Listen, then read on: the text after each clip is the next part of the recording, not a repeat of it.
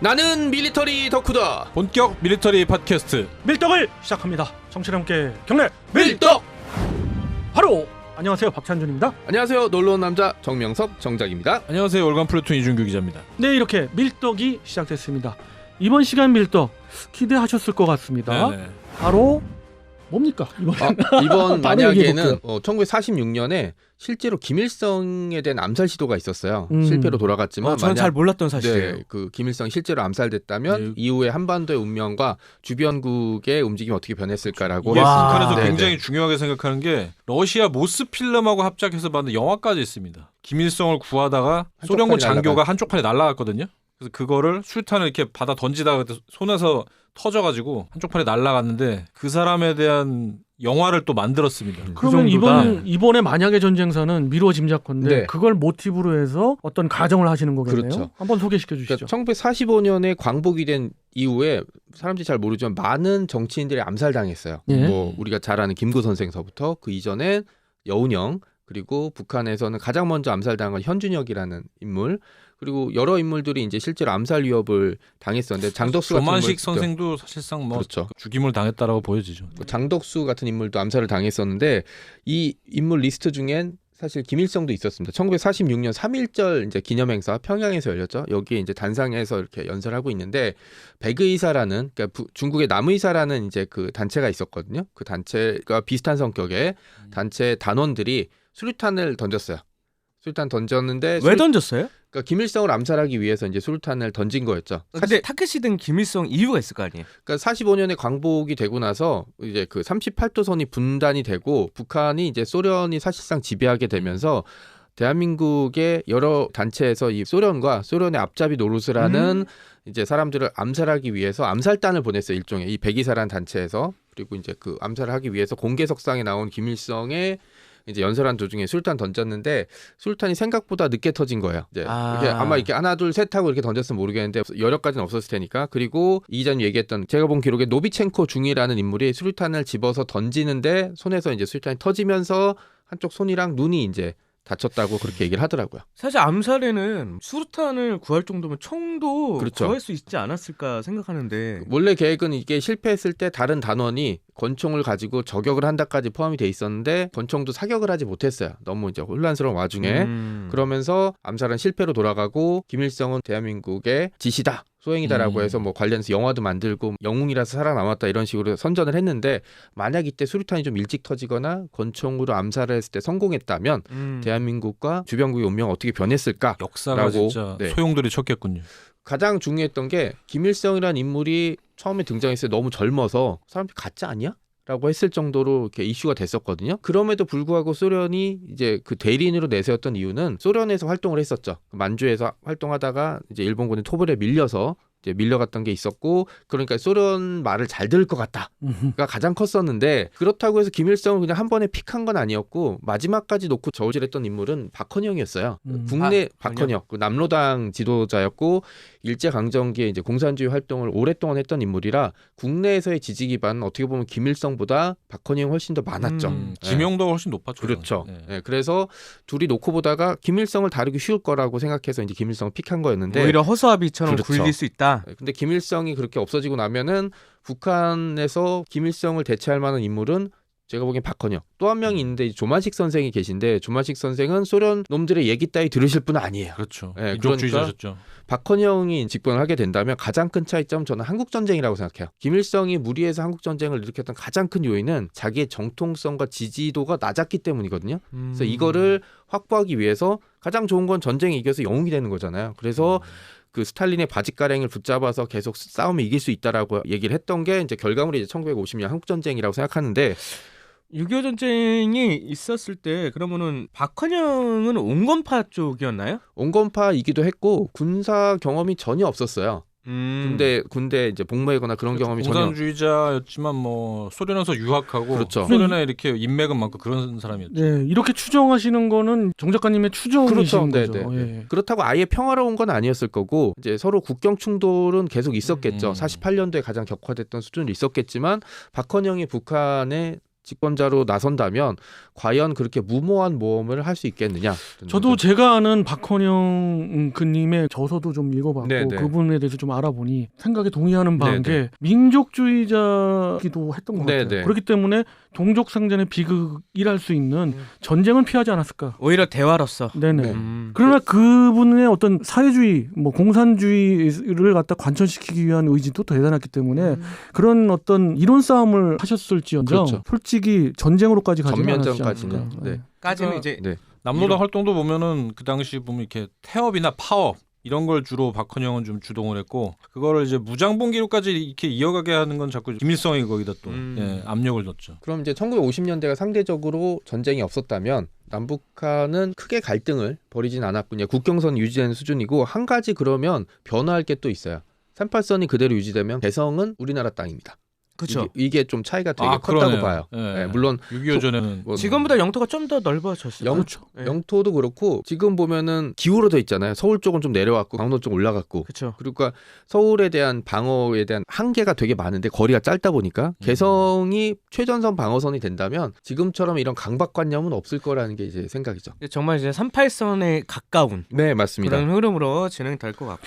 북한의 면적이 12만 네네. 제곱킬로미터인가고 우리가 이제 10만이 좀 넘는 제곱킬로미터. 그러니까는 지금 현재 국경보다는 우리가 더 많고, 그러니까 네. 반반이지 않았을까 면적으로. 맞습니다. 그리고 이제 옹진반도도 일부 이제 우리 땅에 들어왔기 때문에 그렇죠. 이제 지금부터 해상 도발도 사실은 거의 불가능한 상황이 되겠죠. 그럼 그때 당시 이제 주변국들의 상황도 궁금해요. 사실 이게 6.25 전쟁 때문에 일본 같은 경우는 전쟁 특수. 특수를 맞았잖아요. 네. 요즘도 어떤 놈들은 한 번 더 전쟁하면 다시 났으면 좋겠다라고 하는 놈들이 좀 있어요. 네. 근데 전쟁 특수는 없을 거고 그렇게 되면 일본이 초반에 그렇게 경제적인 부흥을 일으킬 가능성은 없는데 전혀 없었던 게 경제 부흥은 없다. 예, 그 사령관이었던 메가더가 한 말이 있습니다. 이제 다시는 일본은 농업국가로만 살아야 된다. 아, 네. 그렇게 미국이 한번 정책을 폈으면 네. 지금 농사짓고 있었을 거예요.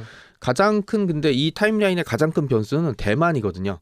원래 그 중국 이제 공산화돼 국共내전이 끝나고 중국 공산당 계획은 1950년대 초반에 닥닥 긁어 모아서 대만을 공격한다. 대만 상륙하겠다가 네. 목표였죠. 네. 그리고 전문가들 얘기로는 이때 대만이 막을 수 있겠냐라는 쪽이 가장 음. 컸거든요. 이게 살아남았던 게 한국 전쟁이 터지고 미 칠함대가 대만 해협에 진입하면서 이제 더 이상 중국이 건드리지 못하면서 대만의 안전이 보장됐거든요. 이것도 그렇고 한국 전쟁 당시 중국이 너무 많은 피해를 입었죠. 그래서 그렇죠. 그 피해를 감수하고 다시 대만을 공격한다고 하는 거는 인적 피해를 감당하지 못하죠.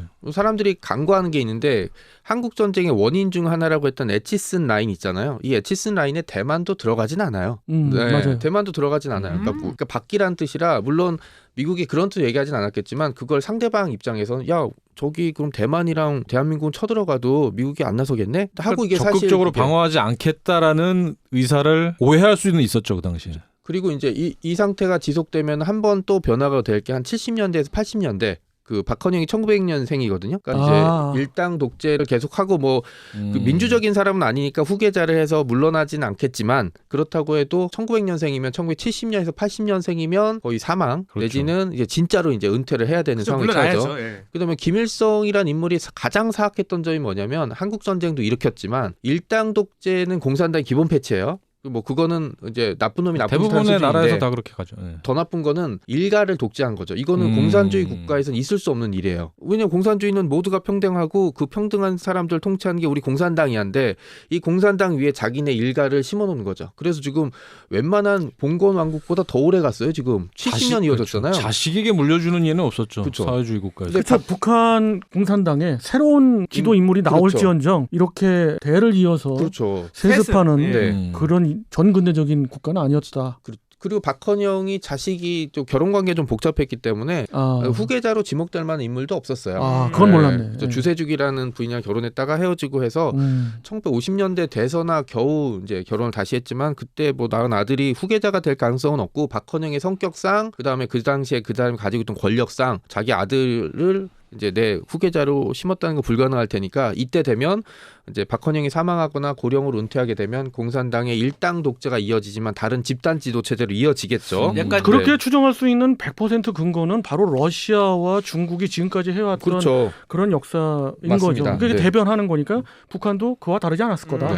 그리고 이제 그 다음 변수는 90년대 우리가 잘 아는 냉전이 끝나는 거죠. 정확히는 소련이 붕괴된 거였잖아요. 그렇게 되면 그 동유럽 국가들이 그대로 여파를 맞은 것처럼 북한에도 여파가 그 상태라면 여파가 당연히 미쳐서 남북 간에 이제 좀 더 화해가 좀 더 본격화되지 않을까. 예. 왜냐하면 한국 전쟁이라는 극단적인 전쟁도 겪지 않았고 김일성이라는 인물이 독재를 하는 방식이 뭐였냐면 누가 도전하는 것 같아. 그러면 이제 뭐 1.1 사태 일으켜. 뭐 그다음에 청와대에 보내. 뭐 이런 식으로 외부와의 갈등을 일으키면서 극단적으로 자기한테 힘을 뭉치게 하는 방식을 사용했거든요. 너무도 그걸 동감하는 부분 중에 하나가 탈북민을 봐도 네. 알 수 있는 게 너무도 우리와 동일한 민족이구나라는 그렇죠. 걸 네. 느낀단 말이에요. 맞습니다. 그러면 아무리 다른 체제로 그렇게 몇십 년간 이어왔다 하더라도 우리도 동독과 서독처럼 그렇죠. 그런 통일을 하지 않으란 법이 없거든요. 90년대부터 그 논의가 있을 것 같고 가장 먼저 시작될 거는 이제 경제적인 논의겠죠. 이때쯤 되면 대한민국은 이제 중진국에서 이제 함정을 벗어나서 발버둥 치려다가 IMF를 이제 한번 맞잖아요. 이때 북한이 만약에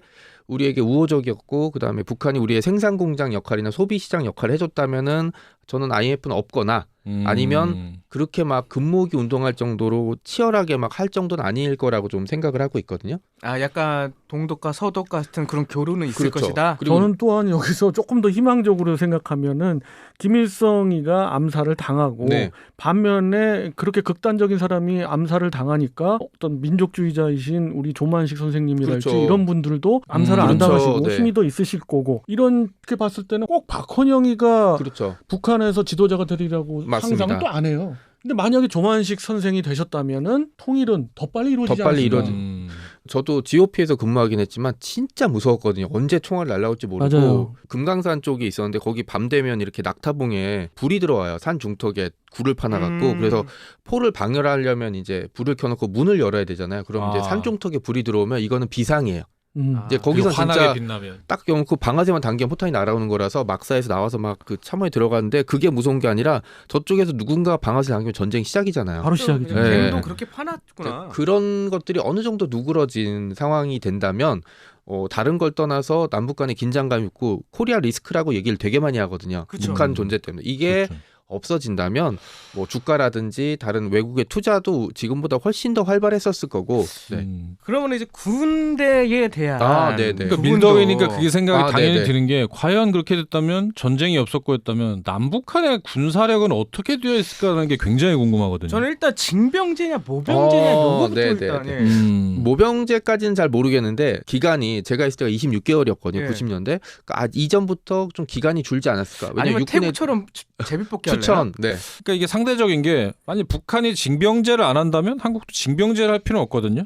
그 상대의 대응에 따라 움직이는 거기 때문에 그런 것도 좀 대한민국 육군 전력이 굉장히 강력해졌던 건 두 가지 요인이었죠. 북한의 100만 대군. 네. 그다음에 수도인 서울이 휴전선이 굉장히 가까워졌던 건데 휴전선이 개성 위쪽으로 올라가고 또 북한이 뭐 그렇게 무리해서 대군을 유지할 필요가 없다. 라고 해서 뭐 우리 그 나라 규모에 맞게 북한 규모에 맞게 군사력 규모가 줄어든다면 우리도 굳이 그렇게 육군을 비대하게 강력하게 키울 이유가 없기 때문에 저는 조금 더 해군과 공군에 투자가 분산되는 그런 수준이 되지 않을까 사실 싶어요. 네. 한국 전쟁이 끝나고 나서도 한동안 수적으로는 우리가 우세할 정도로 우리는 머릿수로 움직였던 네네. 군대예요. 물론 징병제를 했기 때문에 그런데 근데 이제 그런 위험 요소가 사라졌다 그러면 모병제라는 이야기도 있을 수 있는데 그렇죠. 우리가 늘 잘 알듯 모병제를 하려면 뭐가 있어야 돼요? 돈이 있어야죠. 네. 근데 그 당시에 과연 그랬겠느냐? 네.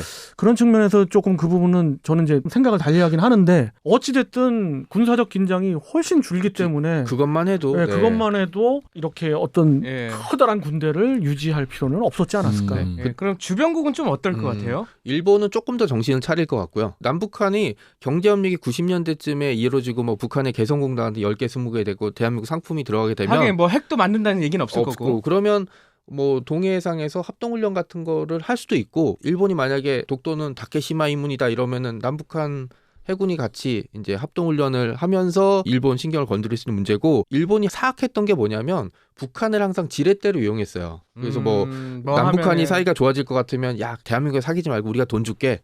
그래서 예전에 기억할지 모르겠지만 김일성이 살아있을 때 북한이랑 일본이랑 수교 움직임 좀 있었어요. 그때도 북한이 대한민국처럼 보상금을 내놔라 얘기했는데 뭐 그게 유야무야 되긴 했지만 그런 식으로 계속 옆에 옆구리 찌르고 막 이상한 짓 하면서 남북한의 갈등에 그렇죠. 핵심적인 역할을 했었는데 그 역할이하고 또 뭐 지소미아 협정 이런 것처럼 북한이랑 존재가 너무 크니까 이것 때문에 일본이랑 사이가 나빠도 어쩔 수 없이 손을 잡아야 되는 부분이 있는데 그 부분에 대해서 상당히 완화될 수 있는 부분이 있죠. 저는 이렇게 생각해요. 일본 같은 경우는 계속 농업국가였을 거고 농업국가. 그다음에 이제 중국 같은 경우는 그 당시만 하더라도 어떤 국경에 있어서의 자기네들 전략적인 부분들을 생각할 겨를도 없었어요. 그렇죠. 뭐 대만 문제도 있고 여러 가지 그쵸. 때문에 국민들 이제 인민들을 먹여 살리는 거가 우선이었기 때문에 맞아요. 전혀 신경 못 썼을 거고 그 당시 뭐 티벳이 중요하니 뭐 신장 위구르가 중요하니 그리고 뭐 북한이 중요하니 그 주변 어떤 전략적 지역들을 생각할 겨를이 없었기 때문에 제가 보기에는 쭉 대한민국의 어떤 그 한 가지는 확실히 말씀드릴 수 있는 게 남북한 사이가 좋아지면 간도를 두고 남북한이랑 중국이랑 갈등이 좀 벌어질 가능성이 적진 않았을 거예요. 알력 문제가 생길 그렇죠. 것이다. 왜냐하면 한국 전쟁 때 거의 살려두다시피 했잖아요. 중국이 막 사람이랑 자원을 쏟아부으면서 그 이후에 백두산 뭐 간도 일대에 대한 이제 협상을 할 때 중국이 북한이 물러날 수밖에 없는데 그런 이유가 없으면 북한이 물러날 이유가 없죠. 자존심에 죽고 산 애들인데. 그렇습니다. 남북 합동 조사단 꾸려가지고 진행하겠죠. 그렇죠. 그러면은 북한이 간도를 두고 중국이랑 국경 분쟁을 벌이고 우리가 북한이랑 사이가 좋았다면 우리도 당연히 이제 북한 편을 들겠죠. 네. 철도도 깔겠네요. 철도가 북한을 지나서 러시아로 해서 대륙으로 연결되면은 아마 유럽이나 중동에 대한 수출도 지금보다 훨씬 편했을 가능성이 굉장히 높죠. 네, 그 대륙 철도를 연결하자는 얘기 계속 나왔는데 가장 큰 변수가 북한이 변수잖아요. 북한 그쵸. 놈들이 약속을 지키고 돈을 주고 이래도 모로세로 하면은 어제까지 깔았던 철로가 못 쓰게 되는 게 너무 많은데 그럴 이유가 없어지게 되면 제가 보기에는 뭐 유라시아 철도도 연결되는 거죠. 네. 그럼 미국과의 관계는 어떨 것 같아요? 그 역시 변수가 대만이거든요. 대만이 이제 그 세계 타임라인상으로 중국의 손에게 넘어가게 되면 이제 발판으로 남은 건 우리나라밖에 없죠. 동남아시아 국가들과 이제 일본과 우리였고 우리가 최전선이고 북한과 우리가 가깝게 되면은 우리에 대해서 좀 더 집중해서 투자를 할 가능성이 높아질 수밖에 없죠. 오히려 오키나와 쪽이 아니라 오키나와는 뭐 일본 영토고 여기는 이제 중국을 해상 봉쇄를 하는 역할인데 대만이 만약에 중국 땅이 되면 오키나와의 역할은 크게 축소되겠죠. 해상 봉쇄를 할 수 없으니까. 예, 만약에 시리즈 중에 이제 이런 질문들이 있잖아요. 뭐 국제 정세는 어떨 것 같다. 네, 그러면 그 시절에 그 국가가 어떤 상황이었는가가 가장 중요한 그렇죠. 것 같아요. 미국 같은 경우는 사실 한국 전쟁이 일어나기지만 않았다면 이런 동방 쪽에 큰 동북아에 뭐 어떤 큰 관심을 두지 않고 그 당시는 정말 유럽 그렇죠. 특히 그렇죠. 이제 사실, 러시아, 매치슨 소련 라인을 설정한 것도 네. 유럽에 집중하겠다는 이유로 그래서 그렇게 유럽이 한 진짜 거거든요. 그랬거든요. 네. 사실 한국 전쟁에서 요소 결정을 갖다가 우리한테는 좀 미흡하게 내린 아쉽게 내린 그런 결정 중에 하나는 유럽 때문에 그랬거든요. 그러니까 저는 현실적으로 볼 때 당연히 유럽 쪽에 큰 관심을 두었지 우리 쪽엔 관심을 안 뒀을 거다. 근데 동서냉전이 격화됐을 네, 것이다. 만약에 이런 만약에처럼 역사가 흘렀다면 우리 민족의 지금까지 걸어온 어떤 우수함 이런 것들을 제가 봐왔기 때문에 충분히 우리가 자립해서 발전된 국가가 될 수 있을 거고 좀이라도 발전되면 뭐 미국도 당연히 신경 쓰겠죠. 그렇죠. 네, 그래서 좋은 관계가 이어지지 않았을까. 한 근데 가지 이제 확실한 봅니다. 거는 이제 네. 그 전까지는 네. 혈맹이고 동맹은 아니었으니까 네. 따지면 그렇죠. 한국 전쟁 그렇죠. 동안 상황이 많이 네. 바뀌는 거죠. 그러면. 네. 그리고 이제 한 가지 확실한 거는 불곰 사업은 없었을 거라는 점. 네. 불곰 사업도 없었을 거고 자주국방도 거의 없지 않을까요? 미국제 무기 그냥 사서 쓰는 나라가 되어 있지 않을까? 그건 또 생각 다릅니다. 우리는 어찌됐든 자주국방을 갈 수밖에 없는 상황 같아요. 이런 상황이 어떻게 변하든 통일이 되었든 뭐가 되었든 주변국은 강대국으로 계속 발전하는데 네. 우리라고 거기에 대해서 가만히 있을 수가 없잖아요. 그렇게 하면 오로지 살려고 하는 하나의 방법은 자주국방밖에 없었던 거예요. 그리고 미국하고의 관계가 그렇게 혈맹과는 아니었기 때문에 네. 미국 무기 체계에서 좀 벗어날 수도 있는 계기가 됐을 수도 있어요. 배려. 네, 오히려 그러면 러시아 가까우니까. 반대급부로 우리가 얻은 것도 많지만 반대급부로 우리가 잃은 것도 많단 그렇죠. 말이에요. 우리가 스스로 뭘 개발하려고 해도 그들이 가로막힌 진입장벽이 경우가 많았죠. 있었기 네. 때문에 서름도 많았잖아요. 그런 것들이 씻어내지 않았을까 하는 긍정적으로 생각해 봅니다. 불곰 사업이 없다고는 했지만 뭐 러시아제 무기 그다음에 다른 나라의 유럽제 무기가 특히 점도 많이 들어왔을 것 같고요. 대안이 좀 생겼을 테니까. 그리고 북한과의 관계가 이렇게 좀 정상화되면은 21세기 들어와서 이제 서서히 경제협력 그다음에 군사협력 다음에는 이제 통일 얘기가 나오게 되겠죠. 이제 문화 협력하는 거죠. 네, 문화적으로 결합되고 그다음에 이 시기쯤 되면은 제한적으로 교류가 될 것 같아요. 약간 뭐 이제 공단도 생기고 예. 뭐 고향 방문이라든지 이런 거를 한참 한참 어려울 때도 냉전 시기 비슷할 때도 했었잖아요. 그러니까 못해도 여건을 갖고 왔다 네, 갔다 할 그런 수 있는 식으로. 정도. 네, 그럼 이제 출입국 뭐 이렇게 해서 파악을 해야 되니까 그렇게 되면 이제 통일 얘기가 당연히 나올 테고 이제 경제적으로 결합이 될 테니까 군사비에 대한 투자가 좀 줄어들고 경제적인 문제가 뭐가 장점이냐면 개성공단을 했을 때 가장 큰 장점이 기업인들이 꼽은 게 두 가지였어요. 하나는 인건비? 싼 값에, 그다음에 또 하나는 좀 상상을 못했을 텐데 노조가 없었거든요. 네, 북한은 노조를 만들지 않습니다. 그러니까 이 두 가지 때문에 안정성이 있어서 생산 기지도 되고 또 하나는 소비 시장이 되는 거잖아요. 뭐 북한 인구가 2천만이든 3천만이든 되면 대한민국보다 경제적으로는 떨어지겠지만 지금 북한 수준은 아닐 테니까 여기에 소비재 생산재들을 누가 공급하겠습니까? 우리가 공급하겠죠. 그러면 소비 시장도 안정적인 시장이 바로 옆에 생기는 거잖아요. 그렇게 돼서 경제적으로 좀 안정이 되면 양쪽이 통일에 대한 논의가 있게 되면 저는 뭐 급격한 통일이라기보다는 연방제 국가 그다음에 국가연합 수준으로 돼서 지금쯤이면 국가연합이 어느 정도 자리 잡고 다음 세대쯤엔 통일을 하면 되지 않을까라는 논의가 좀 있지 않았을까라는 정도로 마무리해보고 싶습니다. 딱 한 사람만 죽으면 됐어 어떻게 보면. 네. 나비 효과가. 그걸로 정말 역사가 진짜 소용돌이치고 많은 부분이 바뀌는군요. 물론 뭐 역사라는 게 한두 명이 변하거나 바뀐다고 그러지 않다는 걸 잘 알고 있지만 이번 거 자료를 보고 이제 만약에 구성하면서 너무 안타까웠어요. 딱 한 놈만 죄송합니다. 좀 험한 얘기 뒤졌으면 적어도 수천만 명이 수십 년 동안 고생을 하지는 않았을 텐데 분단하고 네. 뭐 가족 이상 가족이 그렇죠. 생기거나 그런 게 없었을 텐데 대한민국이 이렇게 쑥대밭이 되고 일본만 좋은 꼴 시킨 거잖아요. 어떻게 보면 네, 그런 것들이 좀 없지 않았을까라는 생각을 이번 걸 하면서 생각해봤습니다. 우리는 만약에 전쟁사를 하면서 정 작가님이 고르는 것 중에 여러 가지 대안이 있을 수 있어요. 근데 잘 됐던 역사가 잘못됐다면 이라기보다는 네, 네. 좀 안타깝고 그렇죠. 이렇게 해서 바뀌었었으면 하는 것들을 많이 주로 하는데 맞습니다. 네. 이번에도 그런 것들의 하는 가지고 그걸 들음으로써 해피했던 것 같습니다. 그럼요. 예. 어느 나라의 족제자가 만일 죽는다면 어떻게 바뀌었을까라는 이프 히스토리가 있는데 특히 김일성 관련은 이 국제 전쟁이 막아질 수 있다는 또 그런 그렇죠. 가능성이 있으니까 굉장히 흥미로웠던 것 같습니다. 한마디로 김일성 되절하랍니다. 좀 이번에 일찍 이제 죽었으면 주제는 자 이렇게 해서 이번 만약의 전쟁사 이야기 나눠봤고요. 다음 시간에 또 다른 해피한 만약의 전쟁사로 찾아뵙도록 하겠습니다. 정치와 함께 경례 밀떡